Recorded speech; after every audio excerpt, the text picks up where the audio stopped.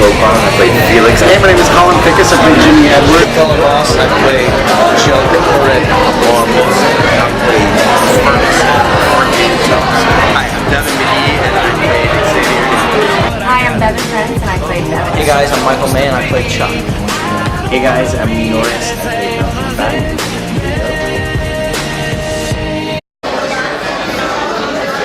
This dude. I was closest to Lee Norris. We actually grew up together. We would audition. We were both from North Carolina, so we would always come down to Wilmington and see each other at auditions. And so I knew Lee actually before we were cast on the show. I was closest to Lee, and I'm really close to a lot of the extras because I'm one of the guys that's would go talk to the extras and people working on the crew.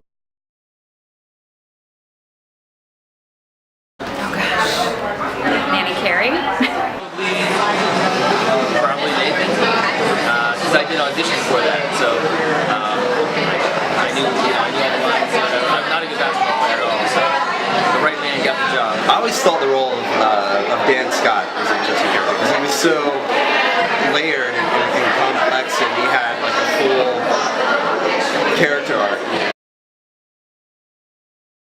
Oh, date. Maybe Lucas. Get a little wild card in there. It was tough. You have to go to some pretty dark places to make it happen. But Mark Schwann did a great job of, having it all on the page, and so it was very easy to kind of slip into the character and kind of go to those dark places. But yeah, it was tough. I mean, even the actual shooting scene in the hallway. Whenever you're having to point a gun at yourself, that actually backfires, and it's an intense situation. So I remember it was really difficult to go to sleep that night just because it kind of plays tricks in your head about you're holding a gun and you're pulling the trigger, and it was intense, but it was gratifying as well. Over the years, we've kept in touch a little bit. We're all very loving and sweet to each other. Bethany was one of the sweetest to me in the very beginning. She really welcomed me on set. She asked me if I wanted to knit with her, and I was like, that's the sweetest thing I've ever heard. I'm not really a knitter, but I really appreciate the offer.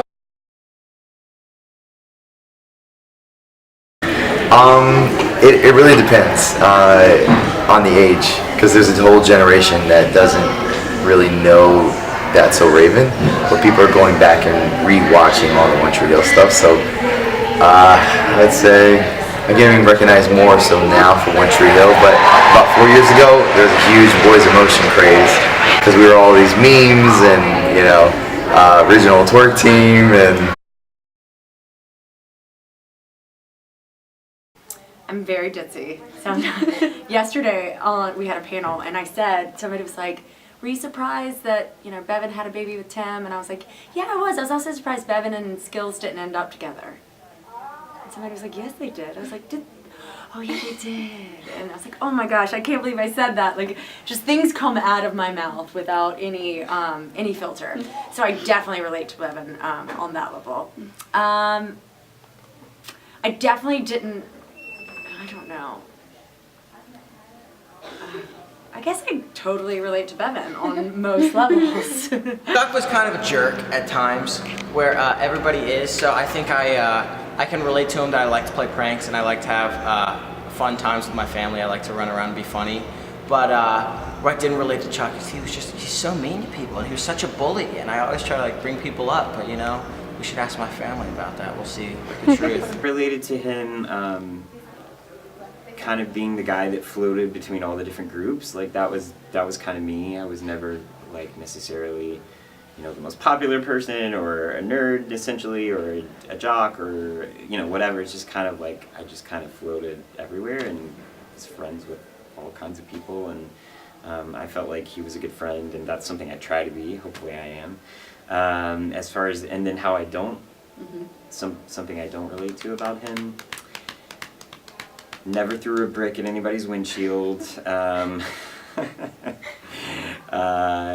that was a little aggressive, a little dark. I've never been that angsty about anything. I guess it's kind of, I feel like John Curry was sort of a little bit on the fringe of the in crowd, you know what I mean?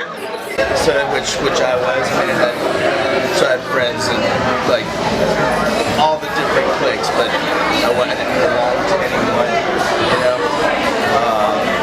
So that was the way I related. And the way I did not relate was that Junk was a baller. I was not a baller. That does not come naturally to me. And I would say that similar rock and ball. Whenever we had to shoot a scene where we were getting beat playing basketball by somebody, that was always difficult because it was like, you know, you gotta let this guy score a layup. You gotta let him drive by you. And I'm like, what's that? But I would have that ball. You know?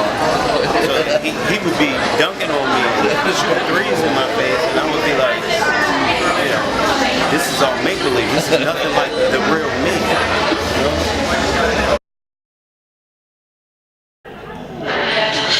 I started acting when I was about 10 or 11, doing commercials, and then theatrical work was just sort of a fluke. I was 11 or 12 years old and I was talking on the phone too much, and my mom was like, you need an extracurricular activity, bad. So she put me in an acting class. I loved it. I had a really tough time in school when I was young, so acting gave me an outlet to feel like I could have freedom, experience myself, and it gave me like a safe place to explore. So I fell in love with it naturally, and then my acting teacher was a manager, wanted to manage me, and soon after that I booked Boy Meets World. Glory Days was a lot of fun. It was a 80s frat comedy that I did in 2011, 2012. It was 3 months of literally living in the 80s as this like young Republican Ronald Reagan kind of kid, and it aired on TBS for a season, and it was a lot of fun. I think that was probably the most fun. And Jersey Girls. It was crazy. It was one of those things that I didn't watch the Teen Choice Awards actually this year, but I like woke up to like my phone going insane, and there were so many tweets and like Instagram posts from so many people. It's just crazy to think that even though we've been off the air so long, that we're still like relevant, and it's so fun to be a part of a show that's like had this much success. It was really great. Crazy. I heard about that. That was amazing. It feels awesome, obviously, to know that people still love the show and think about it. And on one hand, it was such a nice surprise, and then on the other hand, it's not surprising at all because our fans are so awesome that I knew if we were in any kind of competition like that, we were going to win because our fans are the best. So, no, it was great. It was really cool. Probably that people think I'm dumb. In the bathroom, the Pictures of You episode, where you get to see kind of another side of Bevin, that she's actually, you know, not as dumb as people think, and that, you know, the world doesn't care so much about who you were in high school. From the finale, it's what you do matters and how you do it matters.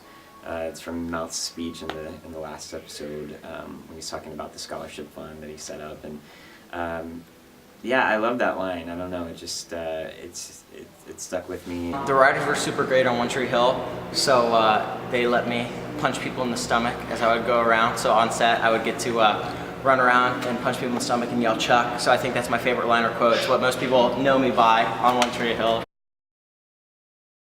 Well, of course, I mean, the relationship between Bevin and Skills was the best. It was so much fun. He's just a dream to work with, and you know, Bevin didn't start out as a character. She was just a cheerleader, and then they started to write for her, and then just to watch her come to life, and then her to fall in love with someone, and then end up together. It was incredible.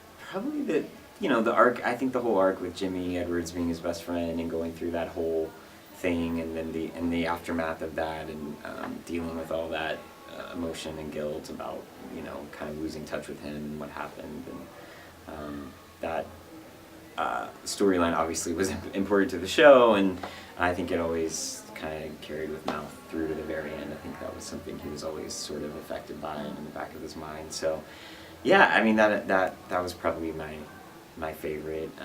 But yeah, there's, I mean, so many good fun episodes and memories, so it's hard to nail it down, but It's awesome. We're like family. I mean, I've known these guys, especially the Riverport crew, and a lot of us lived here in Wilmington for a long time, and even after the show ended. And I've become really good friends with a lot of them.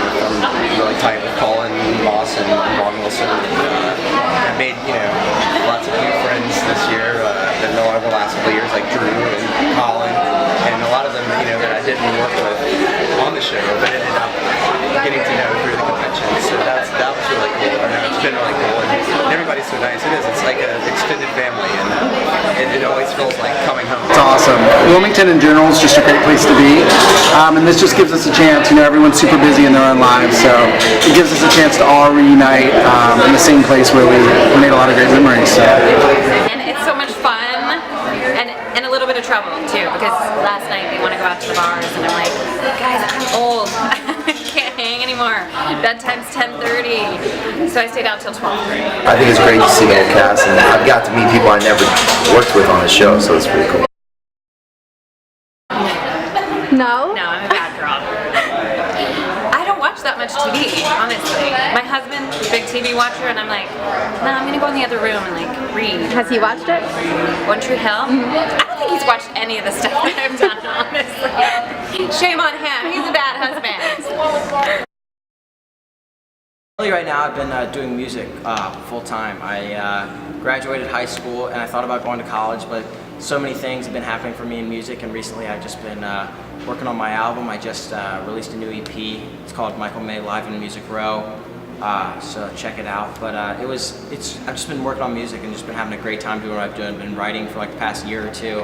I'm really just trying to hone in on my skills, so I've been having a great time doing music recently. I am currently working on my own projects. I'm writing and creating a couple projects. So I have a sci-fi action adventure TV show that I'm creating, and another dramedy that I'm creating. And I have my healthy living blog, evolvedbylindsey.com, so please check it out and get healthy. And happy. Get happy. That's so important. I have interviews with my friends Chris Evans, aka Captain America, Ariel Pebble, Vampire Diaries, Tori DeVito, One Tree Hill, all of the above. So there's interviews like that with them about mindfulness and stuff. I did something on Mercury being in retrograde. I have some healthy recipes on there. So just kind of all around encompass healthy living. I have a little thought of the day section, so get fed in your soul for the day. Come see me. I don't wanna be anything other than